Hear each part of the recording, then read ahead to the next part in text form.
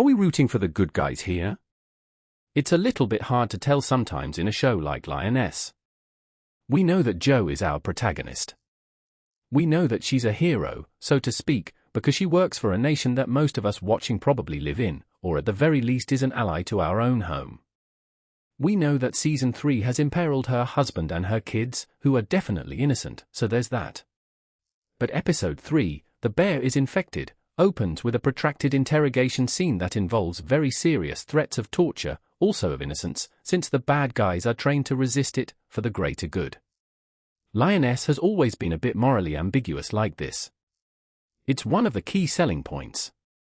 But now that Jo's home life is in the firing line, the rules have changed. Things are getting a bit nastier. So, if that means threatening to cut a few pieces off Oleksandra's relatives, then so be it. We don't have to like it, but it has to be done to keep the plot thickening, and it doesn't seem like she sold out Jo's identity to the Russians. For what it's worth, it also excuses a wonderfully performed and tightly written rant from Oleksandra, who's adamant that she had nothing to do with the whole thing and is so convincing that Kyle and Cruz believe her, as did I, to be fair, although my espionage credentials are rather limited. It's the first of two back-to-back monologues about the ethics and philosophies of geopolitical muckety-muck shenanigans. The second, equally impressive but of a very different tone, comes from Jo herself. After the attack on her home, most of this episode takes place in the past. Before her kidnapping, Neil and the kids are strongly pushing for her to consider a career change.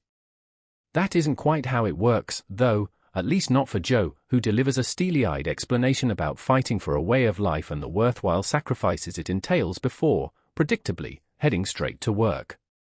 It's very easy to understand why someone would want to stay married to Zoe Saldana, even under extremely trying circumstances, but staying married to Jo is a really tough sell. And the kids! Teenage girls aren't known for being reasonable at the best of times, but when their trips to school have turned into high-speed chases because their armed escorts don't like the way a big rig is splayed across the highway. The chase thing isn't an action scene, it's the implication of one. A lot of Lioness Season 3, Episode 3 works like this. It's very talky and tense because it refuses to treat morality as black and white and similarly refuses to give any concrete answers about what's really going on.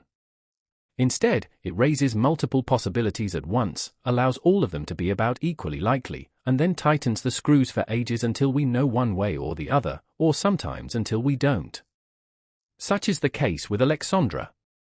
You'd think her apparent innocence would disqualify her from having to go through the whole interrogation ordeal again, but since Jo isn't satisfied with Kyle and Cruz's analysis of her behavior, she wants to interrogate her personally. Oleksandra maintains the same story, that if she sold her out, the Russians would have been aware of the Ukraine mission and could have snatched Jo up at any point, but they didn't, so they weren't. They still don't know about Yurimov. Her suggestion is that Jo uses him to bait out the Hornets, and then Oleksandra points out the Hornets. Fair enough. You might be wondering where the action is.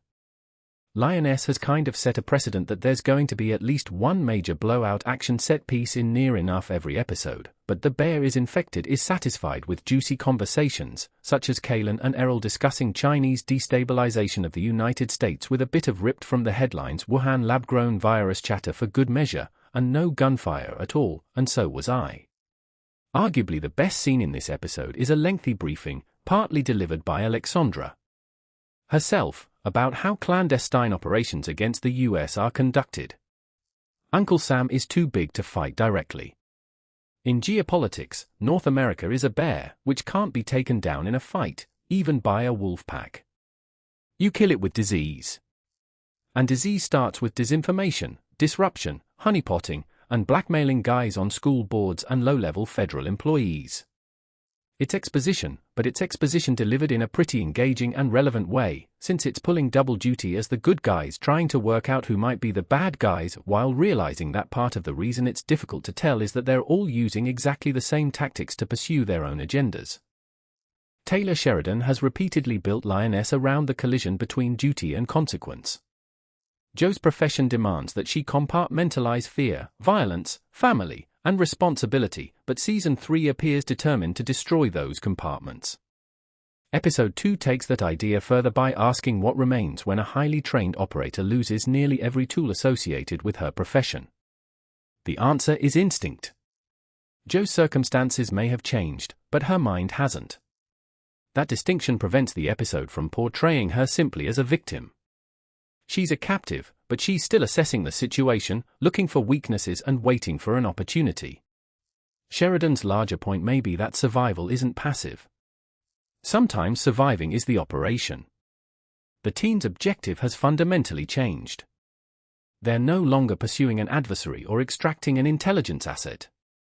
They're looking for one of their own. That emotional investment creates danger. Professional distance becomes considerably harder when the missing person is the leader who has taken these operators into battle repeatedly. Every hour Jo remains missing increases the possibility that someone will make a decision based on loyalty rather than strategy.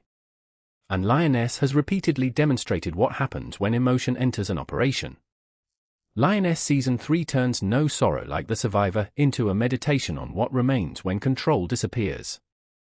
Jo loses her freedom, her tracker, and her ability to communicate with the people desperately searching for her, but she never loses the instincts that have kept her alive. Meanwhile, her team's discovery of the abandoned locator delivers the episode's cruelest blow. They successfully find exactly what they were searching for, only to discover that what they really needed is already gone. The Season 3 premiere asked how Jo became the hunted. Episode 2 asks something considerably more frightening. Two things can be true at once, and I believe both that Lioness is the weakest TV show in Taylor Sheridan's Paramount Plus roster, and that Season 3 is its strongest outing yet.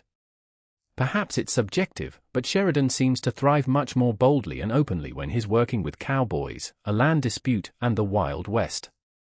But regardless of what I've been watching, I've been continuously in awe of just how well Sheridan writes his female characters.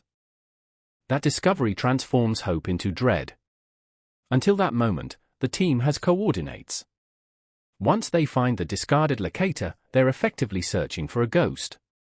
Episode 2 explained uses that failure to demonstrate the limitations of even the world's most sophisticated intelligence apparatus. Technology can tell you where someone was. It cannot always tell you where they've gone. The episode's title deserves particular attention. Survival is normally treated as victory. Sheridan complicates that idea. Survivors carry memories that the dead don't. They remember the decisions made under pressure, the people they couldn't save, and the compromises necessary to remain alive. Jo has spent much of Lioness carrying those burdens. Now she becomes the person everyone else is desperately trying to save. The title therefore works on multiple levels.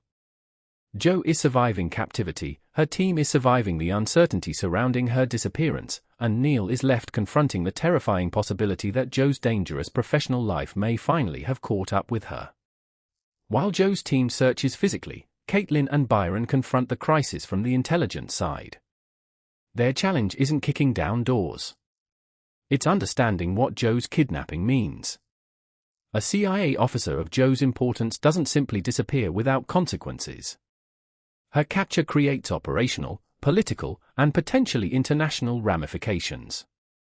Every minute she's missing increases the possibility that her captors aren't merely interested in Jo herself. They may be interested in what she knows. That possibility turns the kidnapping into something much larger than a rescue operation. One of Lioness' most effective recurring tensions has been the separation between Jo's professional and personal lives. Season 3 has demolished that boundary. The attack on the family's home in The Spider and the Fly already demonstrated that Jo's enemies can reach the people she loves. Her disappearance now forces Neil to experience another brutal aspect of intelligence work: uncertainty. He doesn't have Jo's training. He doesn't have Kaitlyn's intelligence network. He doesn't have the team's tactical resources. He has information arriving from television reports and the unbearable knowledge that his wife is somewhere he cannot reach. That helplessness makes the storyline especially potent because it mirrors Jo's own predicament. Until now, that is. For the first time ever, I've been left disappointed by Sheridan's treatment of his female characters, though this time, it's women who identify as LGBTQ+. After Cruz, Leisla de Oliveira, is called away to retrieve a potential hostage in Ukraine, she finally reunites with new love interest Josefina, Genesis Rodriguez, in Lioness Season 3 Episode